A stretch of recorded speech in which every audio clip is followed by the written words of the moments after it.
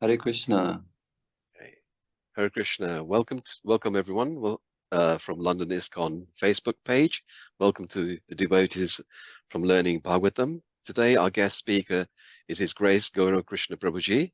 I've known Prabhuji for many years and can say from experience how wonderful it is to have listened to him. His Grace Gaura Krishna Prabhuji, like many of us, was always searching for more meaning to life and found it by attending lunch classes uh, at ISKCON. First, and then recite, read, and then attending Bhagavad Gita classes and Bhagavatam classes at Soho Street. He completed his Bhakti Shastri um, learnings in Vrindavan back in 1997 and Bhakti Vibhava between 2017 and 2019. Currently, Prabhuji stays in an ashram in Leicester and assists with preaching in East Midlands.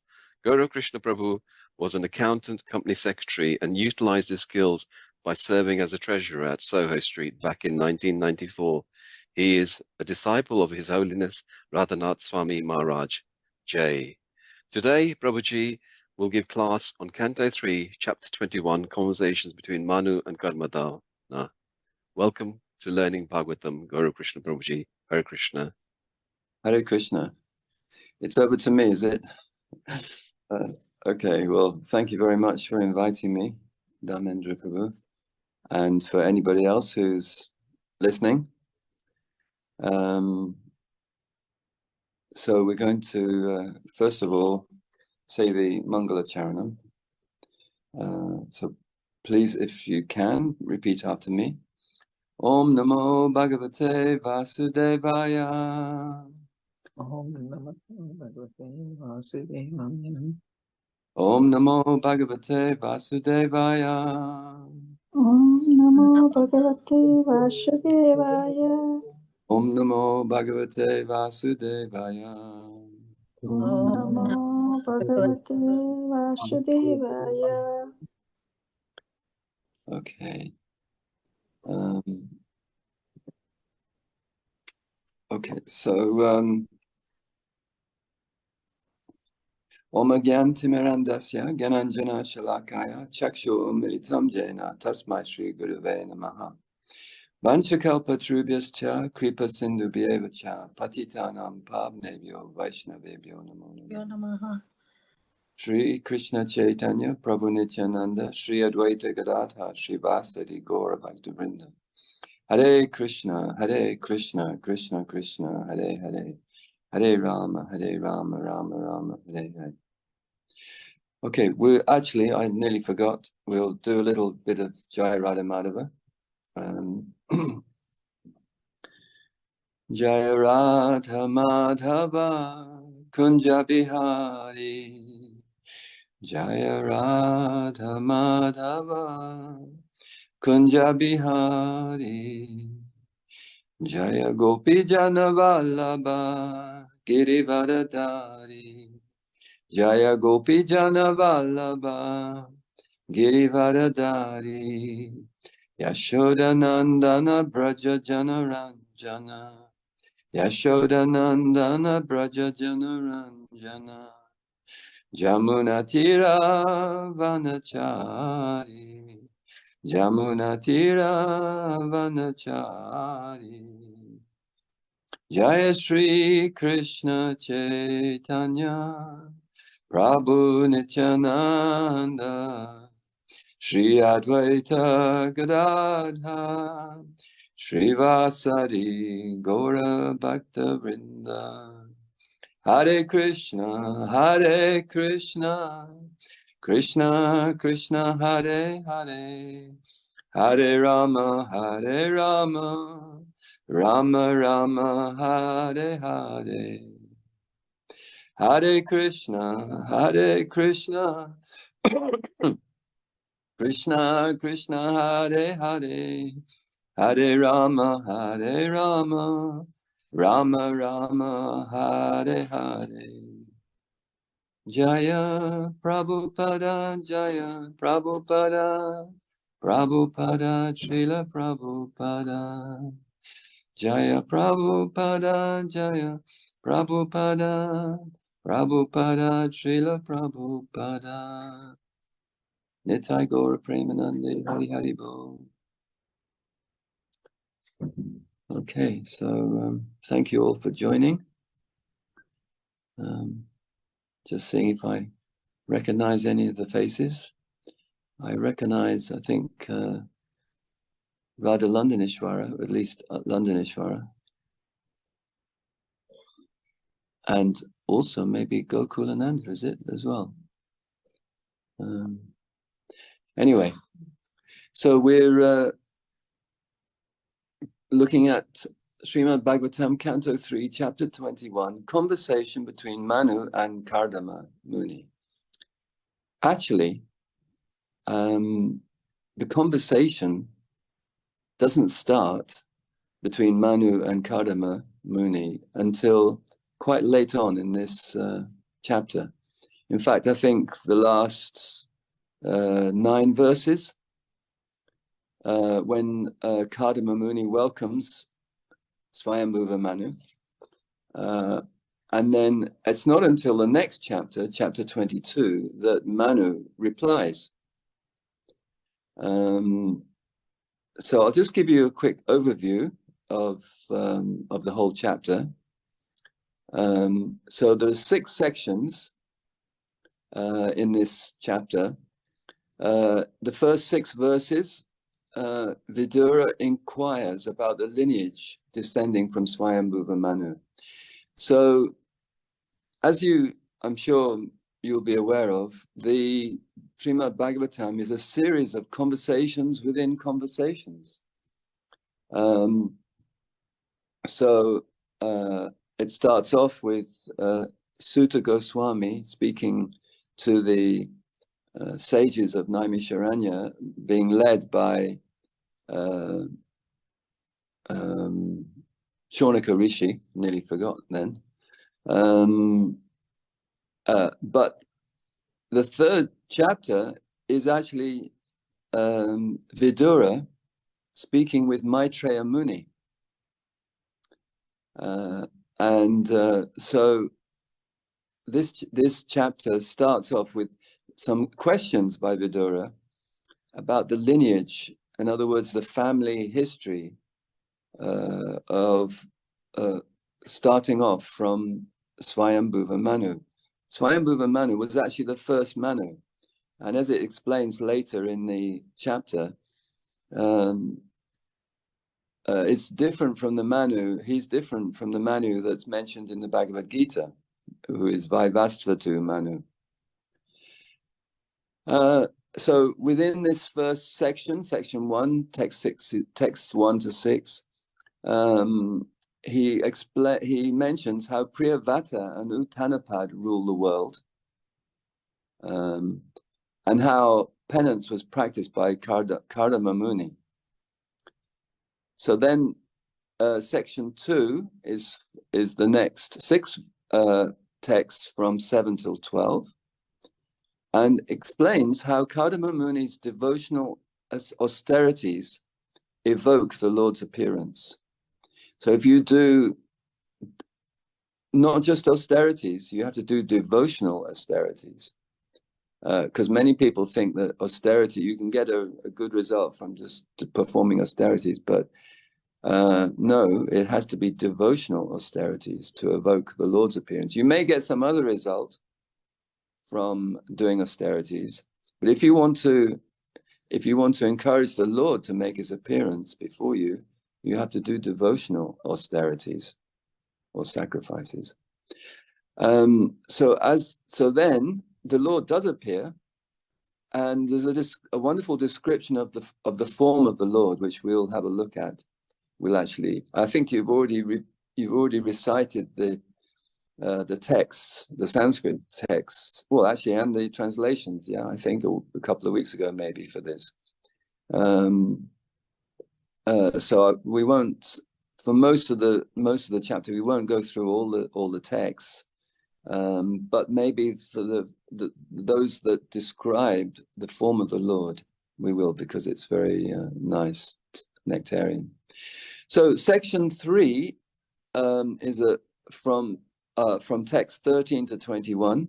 Kardama Muni offers his prayers to the Lord. And he describes, just as a quick overview, he describes the Lord's lotus feet as an umbrella,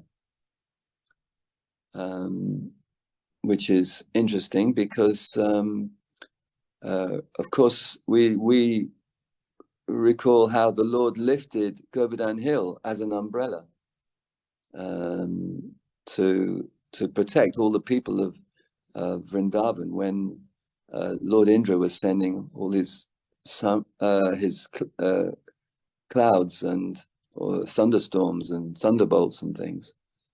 And then he also describes that how the Lord creates, because actually there's a lot of creation in this canto, how the Lord creates just like a spider. So we'll find out, how is it that the Lord creates just like a spider? What's the relevance of that particular analogy? So that's three sections rather. The fourth section and the second half of the chapter is the Lord's response to Kardama Muni, and how his response, his words, are described as sweet as nectar. So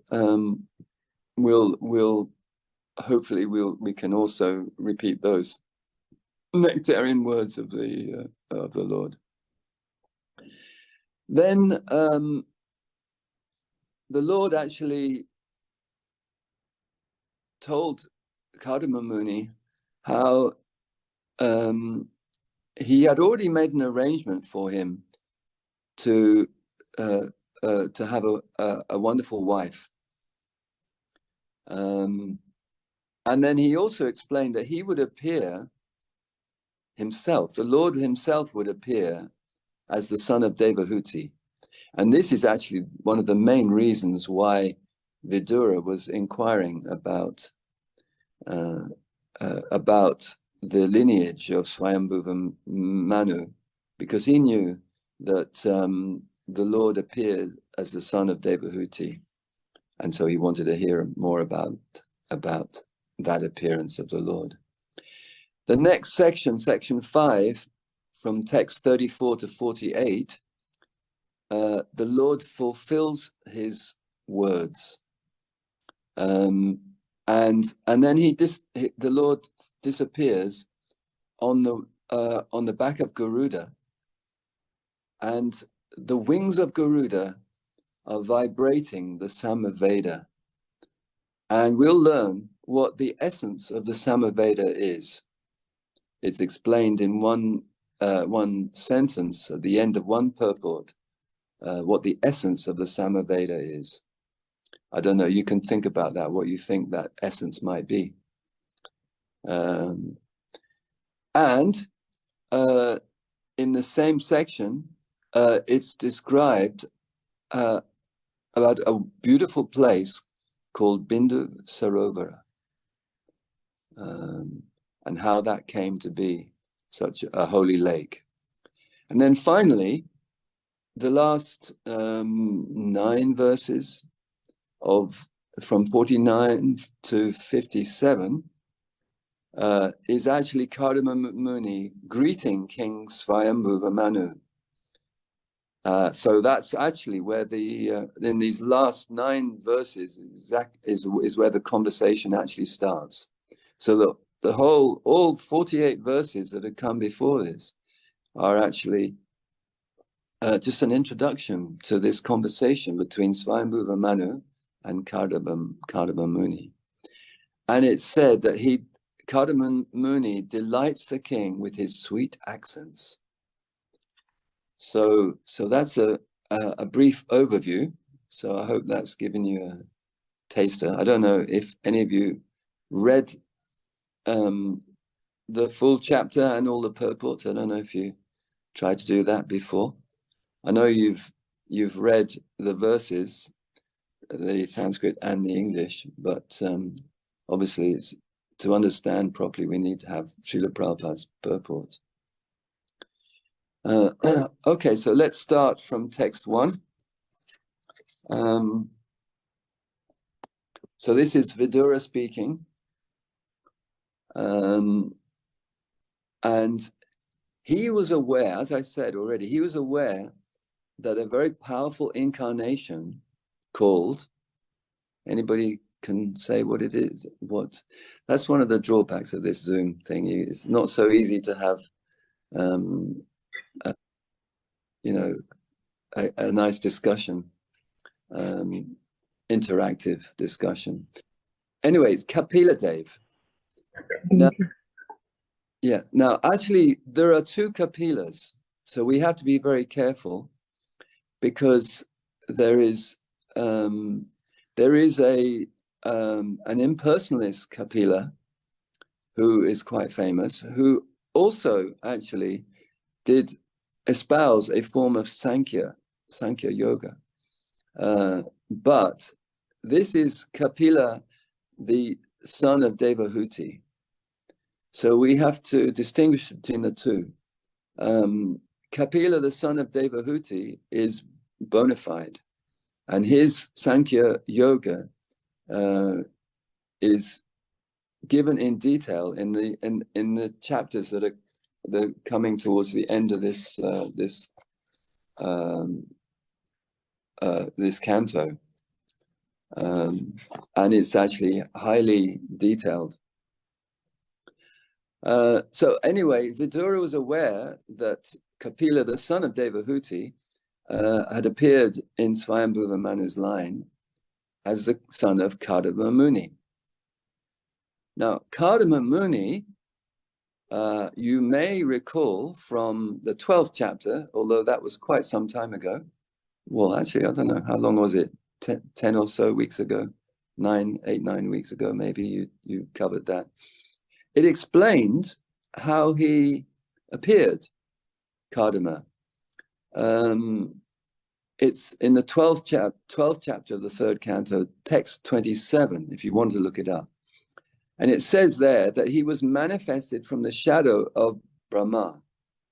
Thus, it says in that verse, all became manifested, all the sages became manifested from either the body or the mind of Brahma. But Kardama, he was manifested from the shadow of Brahma. Interesting way to appear. And then in the purport to that verse, it says that the 3 modes of nature are, they are fighting for prominence, but they're never totally pure in, like ignorance or passion or goodness. They're mixed. But Srila Prabhupada says in his purport, even in the most prominent existence of the 2 lower qualities, the modes of passion and ignorance, there is sometimes a tinge of the mode of goodness. Therefore, all the sons generated from the body or mind of Brahma were in the modes of passion and ignorance. But some of them, like Kardama, were born in the mode of goodness.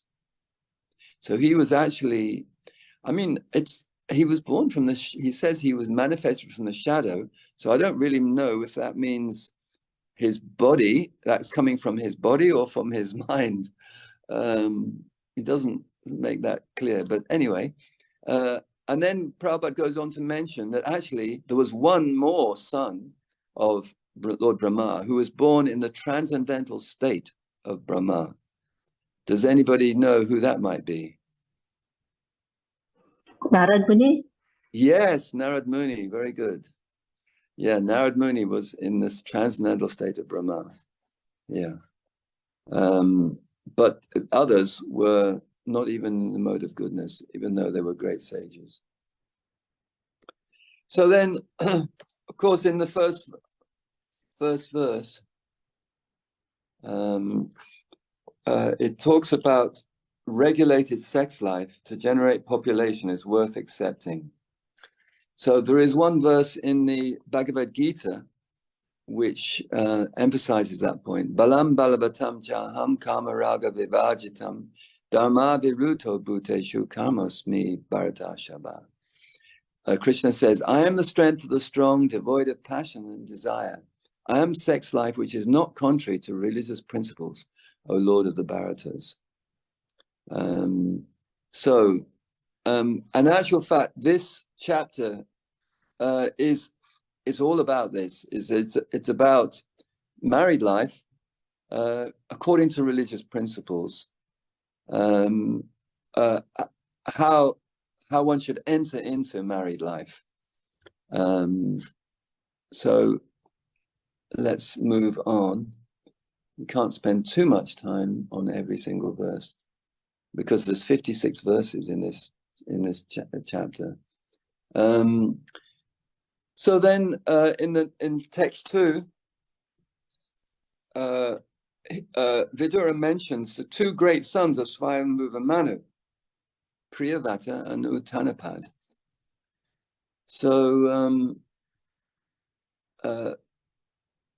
Priyavata was the eldest son of Swayambhuva Manu, but his younger brother Uttanapad became the king first of all, because Priyavata actually was very renounced and he didn't really want to become king, but eventually he did become king. So Uttanapad, he and his progeny, such as Dhruva Maharaj, his descendants, Prithu Maharaj, Prachini Bahishat, and the Prachetas, they're all mentioned in the 4th canto. So you'll be coming up, hearing of them before too long. And then in the 5th canto, Priyavata and his descendants, including Rishabdev and Bharat Maharaj, will be described. So it's beneficial to hear of these great kings, these great rulers, because they show the example of how to follow Vedic injunctions and benefit their subjects. And this can give us hope that there can be a better life. Otherwise, we can become quite disheartened. Just hearing about, if we just read about the goings on of politicians and leaders in this world these days, it can be a bit disheartening, can't it? Because they don't seem to have much clue really as to how to benefit their subjects.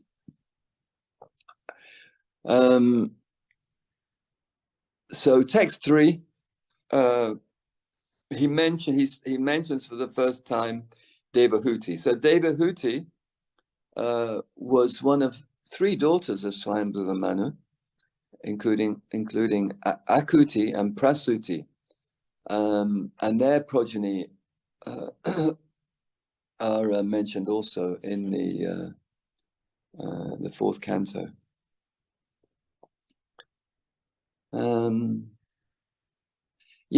In text 4, it's described how both Kardama and Devahuti were actually highly developed and sense-controlled yogis.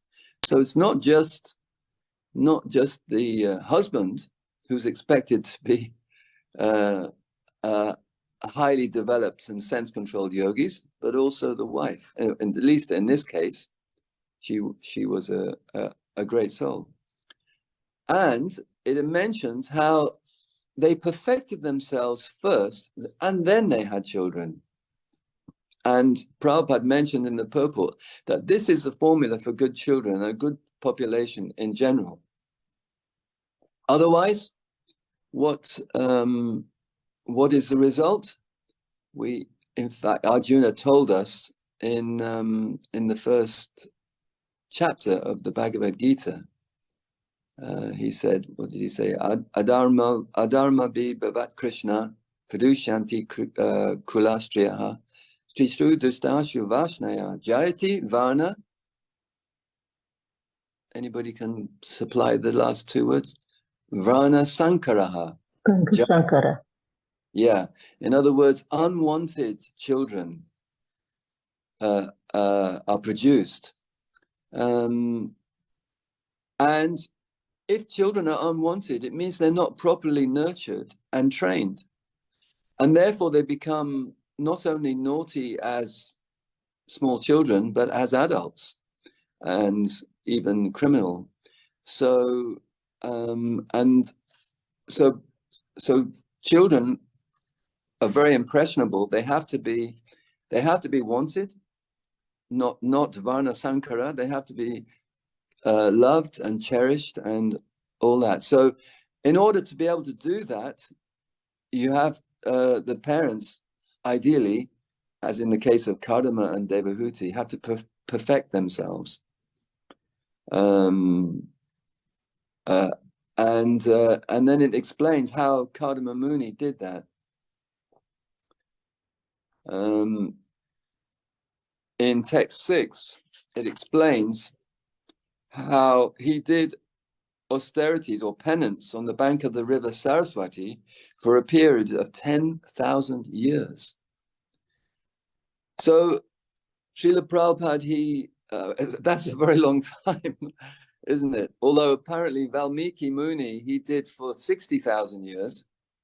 And so the point Srila Prabhupada makes is, actually, we cannot, in this day and age, we cannot perfect ourselves through yoga, Ashtanga yoga, because we don't have sufficiently long lives. You have to have lives of 100,000 years, it seems, according to these examples, in order to have a chance to perfect yourself. But so in the purport to this verse, Prabhupada says, the Vedic literature for emphasis clearly states 3 times that in this age of Kali, does anybody know what it says? It says, Nasteva, Nasteva, Nasteva Anyata. Harinam, Harinam, Harinam eva kevalam. Kalau Nasteva, Nasteva, Nasteva Gatir Anyata. In this age of Kali, there is no other alternative. There is no other alternative than Harinam, chanting the holy name of the Lord. So we can't perfect our lives through great austerities, through Ashtanga yoga in this day and age. And also this 3 times, Kalau Nasteva, Nasteva, Nasteva, means not by karma. In other words, following all the rules and regulations of the Vedas, not by yoga, i.e. meditation, and not by jnana, by knowledge, cultivation of knowledge, even spiritual knowledge, that we can perfect our lives. Actually, it is just by chanting the holy name of the Lord.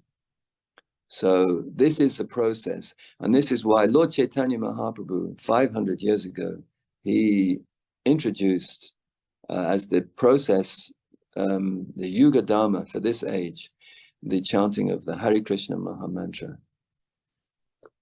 Okay, so we'll move on to text 7. How are we doing for time? Oh, 30 minutes gone. So Kardama, by worship through devotional service in trance, propitiated the Lord, the giver of benedictions to the surrendered. Apana Varada Susham. Now, does everybody know what the word propitiate means? No? Okay, so I thought I would look that up because it's maybe slightly unusual word. The definition of propitiate is to make favorably inclined, appease, conciliate. Simply said, you could say to please. But it's a little bit more than to please, because it's actually turning somebody from being, if you were to propitiate somebody, if maybe they were a little bit, maybe they didn't trust you or something, maybe you'd made a few mistakes and, you have to make up for it. You have to propitiate them. You have to make them favorably inclined, turn them around from being disinclined towards you. So actually, it's not that the Lord is disinclined towards us. He's always favorably inclined to us, but we have to show our desire to please him, to that we actually do want him, and then he's happy to respond to us. So Prabhupada mentions this word prapana varada shusham. Prapana means to the surrendered souls, and varada shusham, the bestower of all blessings. So the Lord is the bestower of all blessings to the surrendered souls. So if we can become surrendered souls of the Lord, then we will obtain all blessings. And also in the purport, Prabhupada says that without devotion, nothing can be perfect, not even 10,000 years of penance. So, so the essential element of whatever we do is some devotion. We have to excuse me. The essential element is cultivation of devotion to the Lord. And he emphasizes that by quoting, not directly, but just saying at the end of the 6th chapter, maybe some of you may know, I don't know if anybody here has done Bhakti Shastri. If you have, you may know text 647. Yoginam api sarvesham madgatena anta atmana shradavan bhajate yomam same yukta tamo mataha. So that's an important verse, and where the Lord says, and of all yogis, the one with great faith who always abides in me, thinks of me within himself and renders transcendental loving service to me. He is the most intimately united with me in yoga and is the highest of all. That is my opinion. So the highest form of yoga is just developing our faith in Krishna, having great faith in Krishna, abiding in him, living dependent on Krishna, thinking of him, trying to think of him within ourselves, and rendering transcendental loving service to him. And how can we render that transcendental loving service to Krishna best? We just mentioned it. Anybody got a suggestion? Shravana? Chanting the holy name. Yes, through the holy name. Yes, that's right. Okay, so moving on.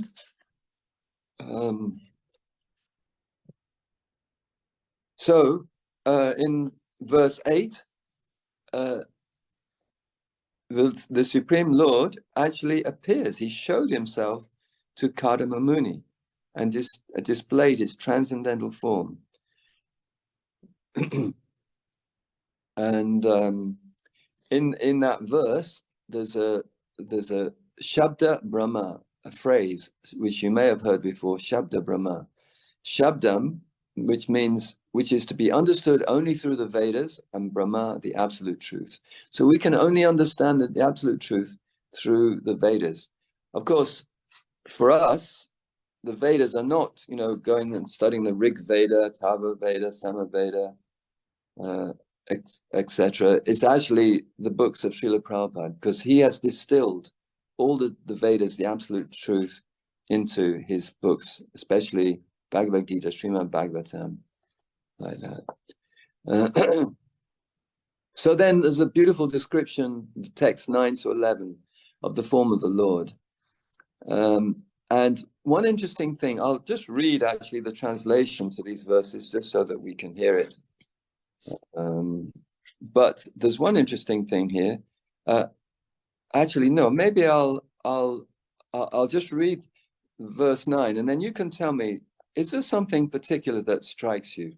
So you'll have to listen very carefully. Kardama Muni saw the Supreme Personality of Godhead, who is free from material contamination, in his eternal form, effulgent like the sun, wearing a garland of white lotuses and water lilies. The Lord was clad in spotless yellow silk, and his lotus face was fringed with slick, dark locks of curly hair. No, actually, that's not it's the next verse, which has an interesting little point in it. So I'll read that. Adorned with a crown and earrings, he held his characteristics conch, disc, and mace in 3 hands of his hands, and a white lily in the 4th. He glanced about in a happy, smiling mood, whose sight captivates the hearts of all devotees. So, anybody pick up on one maybe unusual aspect of this description? Is there? I don't think I've ever seen Krishna carrying a mace. Krishna carrying a mace. Well, yeah. Kapila in this case. Yeah. Well, this isn't yet Kapila, actually. Is it the white lily? Because you never hear. Yes, it's the white lily. Normally, what is it that he would have in his hand? It's a lotus flower. Normally. Lotus. Here, it's a white lily. Yeah.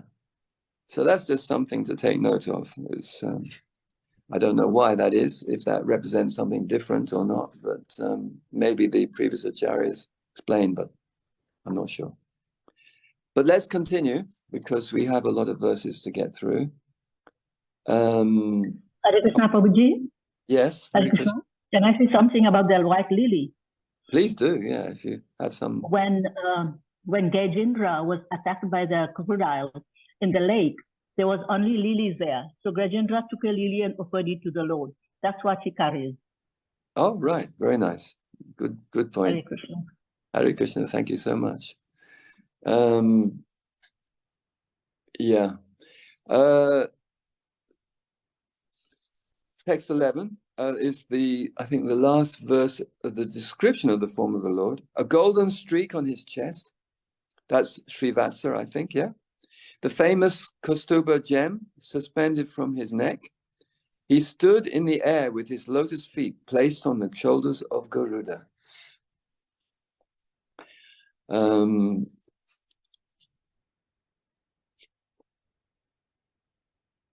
Yeah, and in the purport, Srila Prabhupada says the perfection of yoga is attained when one actually sees the personality of Godhead in his eternal form. And he quotes, he refers to a famous verse from the Brahma Samhita. Chintamani prakara sadma sukalpa vriksha laksha vriteshu surabhira bipalayantam lakshmi sahasra sata sambrahma sevyamanam govindamadi purusham tamaham bhajami. Where Lord Brahma says, I worship Govinda, the primeval Lord, the first progenitor who is tending the cows, yielding all desire, in abodes built with spiritual gems, surrounded by millions of purpose trees, always served with great reverence and affection by hundreds and thousands of Lakshmis or Gopis. Okay.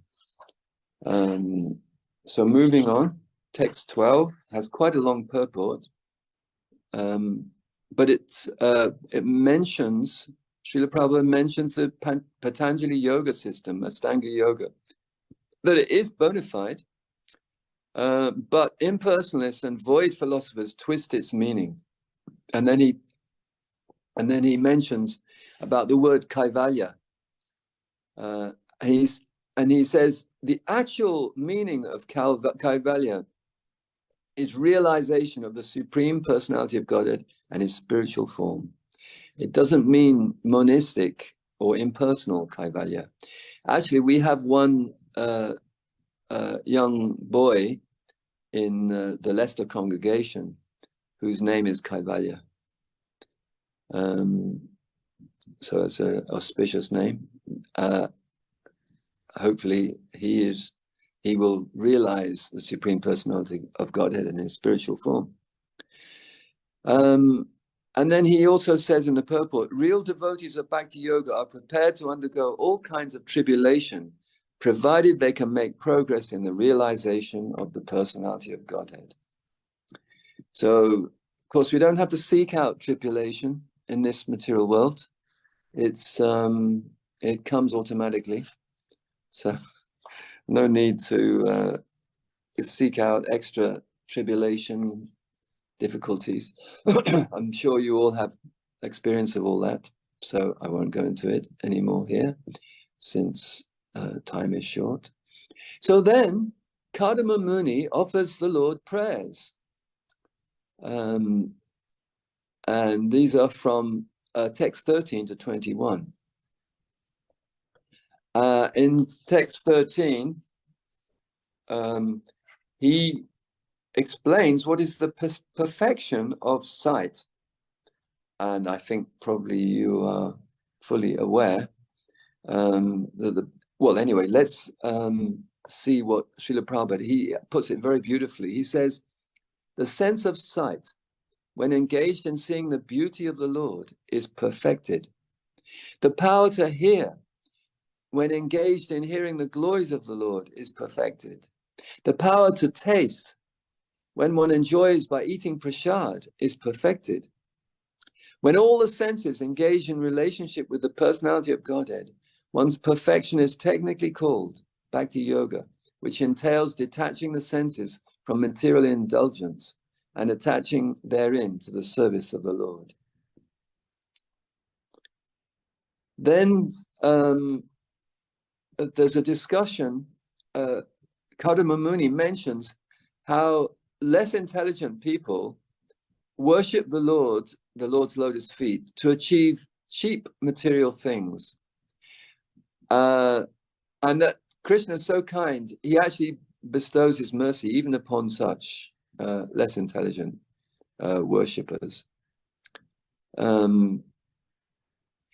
But Srila Prabhupada says, actually, the intelligent practitioner of yoga should aspire for nothing else but to cross over the ocean of nescience by worshipping the personality of Godhead and to see the lotus feet of the Lord.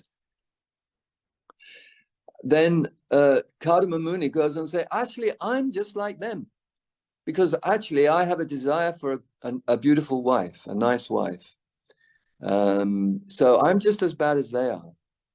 And then there's some discussion actually in the purport here that actually whatever we, even if we, there's one famous verse, maybe you know it, akama savakama va moksha kama udaradi tivrena bhakti yogena yajeta purusham param, that a person of broader intelligence, greater intelligence, whether he's full of material desires, without any material desires or desiring liberation, should by all means just worship the Supreme Personality of Godhead.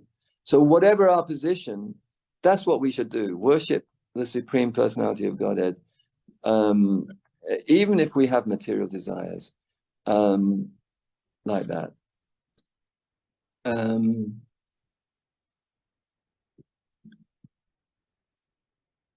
then text. Of course, I'm missing out a lot of things here, so it's up to you to read all the purports if you haven't already done so. Yeah, and in text 16, Kardama Muni says, you, oh my Lord, you are the master and leader of all living entities. And then Prabhupada refers to a verse which backs that up. Maybe you're aware of that verse. Nityo nityanam chetanas chetanam eko bahunam vidadati kamam. This verse is saying that there are many individual living entities, but one omnipotent living entity who is the Supreme Lord, and he's controlling, providing for everyone. And then also, again, if you studied Bhakti Shastri, you may know the Ishopanishad verse, Ishavasyam idam salvam yadkincha jagat jam jagat jena chaktena bunjita magritha kasasvidanam. That everything animate and inanimate that's within the universe is controlled and owned by the Lord. So So the best program for every living entity is to take direction from the Supreme Lord and enjoy material or spiritual life. And then another quote from the purport: one should live a life of piety, follow the religious rules and regulations, marry and live, excuse me, and live peacefully for elevation to the higher status of spiritual realization.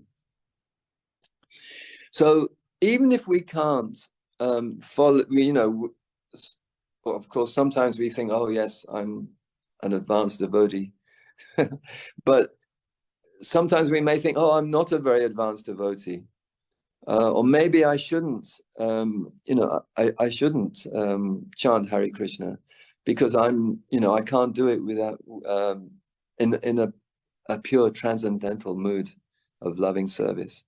But no, these verses and purports are saying no. In all circumstances, a karma Sava karma va moksha karma udaradi. In all circumstances, we should just worship the Supreme Lord. Whatever our situation is, it's always beneficial, the best thing to do. And then Kardama Muni describes the Lord's lotus feet as, do you remember? I think I mentioned it. What did he describe the Lord's lotus feet as? Umbrella. An umbrella, yes, that's right. And in the purport, Srila Prabhupada says, only by drinking the nectar of chanting and hearing the pastimes of the Lord can one forget the intoxication of material existence. So this is the this is the remedy for material existence, drinking the nectar of chanting and hearing the pastimes of the Lord. So you're all engaged in doing that by following this Bhagavatam readings. So you're taking the remedy, the medication, the correct one. And he explains in text 18 how time does not affect devotees. Of course, it may appear to affect the devotees, but and it's mentioned in the purport. Srila Prabhupada refers to a couple of verses. Verse Bhagavad Gita 2:40, Neha Bikrama Nashasti Pratyavayana Vijate Svalpamapyasya Dharmasya Trayate Mahato Bhayat. That in this endeavor there is no loss or diminution. A little advancement on this path can protect one from the most dangerous type of fear. And then there's another verse in the Srimad Bhagavatam, Ayo Harati Vai Pungsam Ujan Astan Chayanos Aso. Tasyate Shano Nita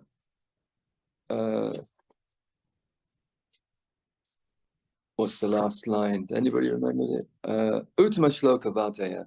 So if we're engaged in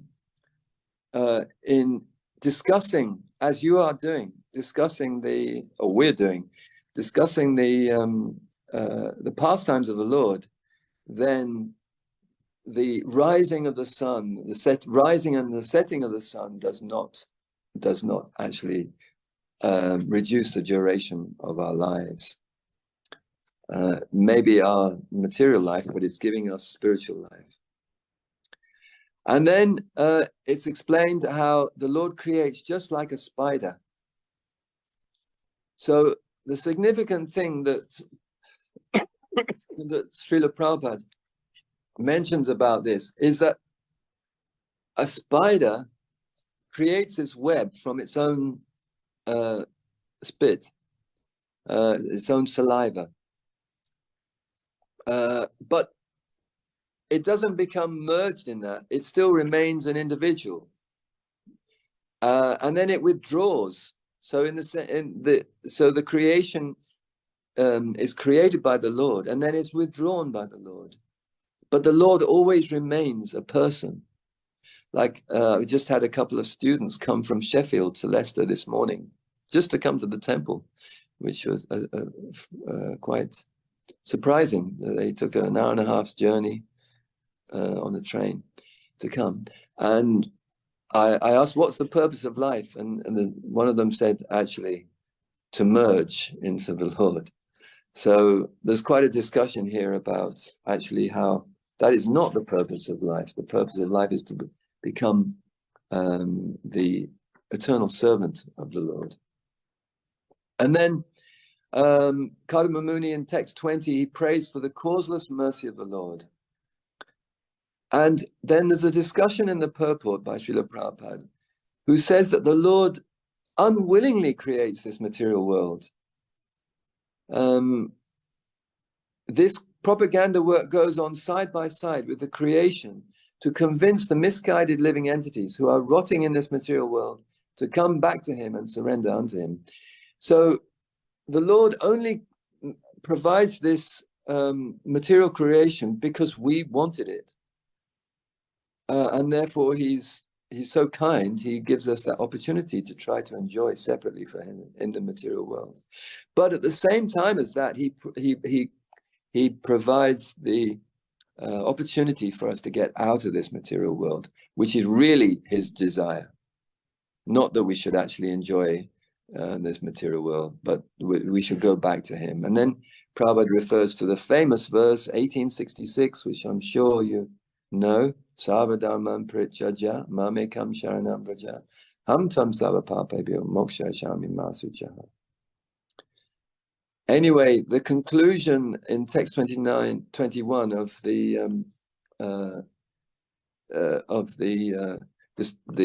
prayers of Kardama Muni is that one should worship the Supreme Personality of Godhead for any benediction. He satisfies the desires of anyone who approaches him, but one who sincerely loves Krishna and yet wants material enjoyment is in perplexity. In other words, so we don't quite understand if we're looking for material enjoyment, because actually spiritual enjoyment is so much superior, much higher taste.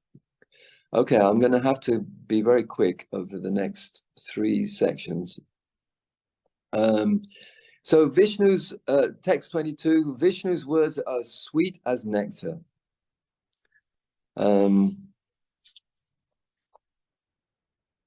Sincerely extolled in these words, Lord Vishnu, shining very beautifully on the shoulders of Garuda, replied with words as sweet as nectar. His eyebrows moved gracefully as he looked at the sage with a smile full of affection. So we hopefully one day we will experience that smile full of affection. The Lord said, having come to know what was in your mind, I have already arranged for that for which you have worshipped me well through your mental and sensory discipline. And then he explains how he knows everything. The Lord is the Paramatma within everyone's heart, and he knows everyone's desire. So he says, actually, I'm going to fulfill your desire.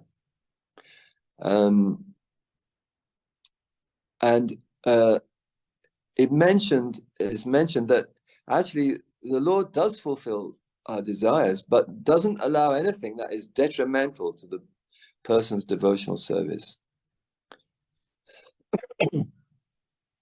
And there's an interesting, in text 24, he says that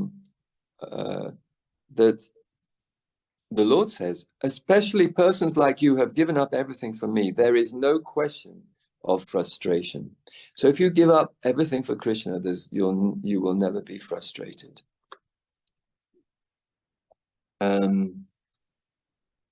So then he explains about Svayambhuva Manu. He's going to come to him. He's bringing his daughter. She's highly qualified. She's looking for a suitable husband. And in the purport to text 28, Prabhupada says, if we depend on the choice of the Supreme Personality of Godhead, we will receive benedictions in greater opulence than we desire. So there's a promise here. A greater opulence than we desire. Like, for instance, you may know the story of Sudama Vipra, who had nothing, and he went to see Krishna, just gave him a few grains of broken rice. When he went back home, he had a whole palace and so many servants. And then he explains how Devahuti, who will become his wife, will give him 9 daughters, and then also 1 son, and that son would be Kapila Dev. and that he would then finally attain him. Okay.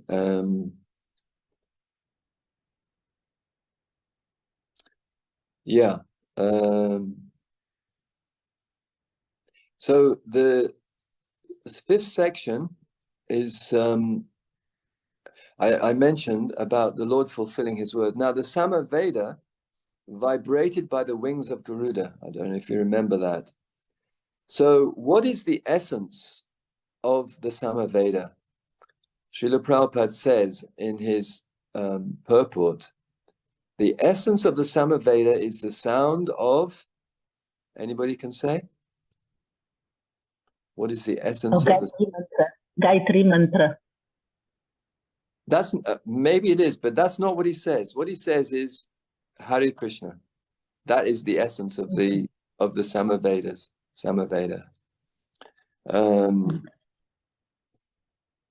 Yeah, that's in the last line of the purport. Actually, is it in? I haven't got time to look it up. I'm just wondering. Maybe it's in the purport to Bhagavad Gita 7.3. Anyway, so then Kardama Muni waited for the arrival of Manu and stayed on the bank of the Bindu Sarovar. And maybe you recall from the recitation how the Bindu Sarovar lake was formed. The Lord was so pleased with Kardama Muni and his devotional service that actually he cried tears of love, which fell down and formed this lake, which was pure, auspicious, and sweet, and worshipped by the great sages. Then there's a very beautiful description, which I won't go into now. You read it already, or you can read it again, about Bindu Sarovar and its trees and birds and animals that are there. And then at that time,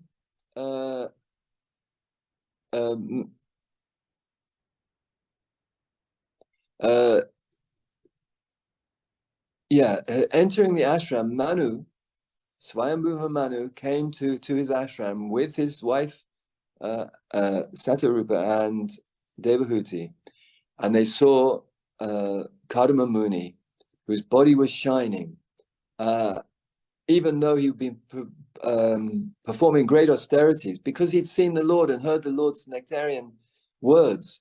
His body was shining, and he appeared like an unpolished gem. So in the final section, Kardama Muni greets King Swayambhuva Manu and delights him with sweet sounds, sweet accents. And Kardama Muni addressed him, and he praised him for his rule over the universe, and explained how the king is actually the representative of the Lord, and how the Varnashram system is established by the Lord and maintained by the king. And Prabhupada explains in the purport how now, because the Varnashram system is not maintained and it's a perverted form where it does exist, a perverted form of caste system, that is why there's an abominable deplorable state in the world now.